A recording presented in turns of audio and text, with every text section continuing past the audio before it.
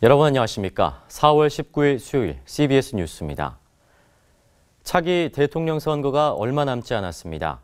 각 정당의 후보들이 어떤 가치관을 갖고 있는지 꼼꼼히 점검을 하고 있는데요. 기독교계도 정의와 평화, 생명이라는 기독교적 가치를 중심으로 후보들의 공약을 점검해보는 시간을 가졌습니다. 조혜진 기자입니다. 진보와 보수, 교파를 초월해 모인 개신교 목회자들의 모임인 사이 너머가 5개 정당 정책 관계자들을 초청한 가운데 정의와 평화, 생명의 관점에서 후보자들의 공약을 살펴봤습니다. 먼저 정의 부문. 더불어민주당은 정권 교체를 통해 부패와 특권으로 이루어진 기존 질서를 극복해 정의를 세우겠다고 주장했습니다.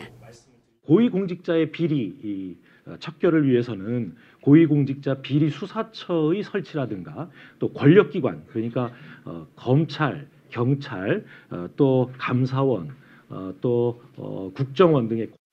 국민의당은 경제적 불평등의 해소가 경제정의 실현이라며 재벌 대기업의 시장 지배를 막고 중소기업 육성과 소상공인 보호에 힘쓰겠다고 말했습니다.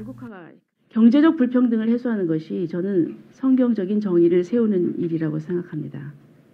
또 이 경제 분야의 정의를 세우기 위해서는 경제검찰인 공정거래위원회가 제 기능을 발휘해야 된다고 봅니다.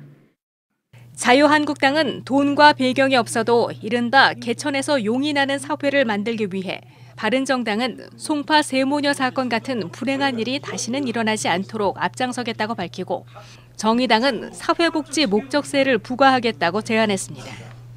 이어진 한반도 평화정착 방안에 대한 질문에서는 사드 배치를 둘러싸고 진보와 보수가 극명히 갈렸습니다. 사드를 배치해서 핵무기를 쏘더라도 우리가 그것에 위협을 받지 않는다는 걸 확실히 보여줘야만 북도 핵을 폐기할 수 있는 수순에 들어갈 수 있다고 저는 믿습니다. 대한민국 정부가 나서서 미국의 선제 공격을 막았고 북한도 결국 그 대화 요구에 순응을 해서 그 위기가 해결됐다는 걸 알 수가 있습니다. 마찬가지로 결국에는 남북이 먼저 대화를 복원해서 그 문제를 해결하고 주변 열강의 동의를 얻는. 생명과 환경 문제에 대해서는 더불어민주당과 국민의당, 정의당은 수명이 다한 원전에 대한 폐쇄를 강조했습니다. 반면 자유한국당은 즉각적인 원전 중단은 현실성이 떨어진다고 밝혔습니다. 그 대신 저희 당은 원전의 비중을 점진적으로 낮춰 가고 또 경제에 그 피해가 직접적으로 안 가도록 점진적인 역할을 해야 되겠다 이렇게 생각합니다. 대선 캠프 정책 관계자 초청 토론회는 오는 29일 밤 9시 50분 CBS TV를 통해 방송됩니다.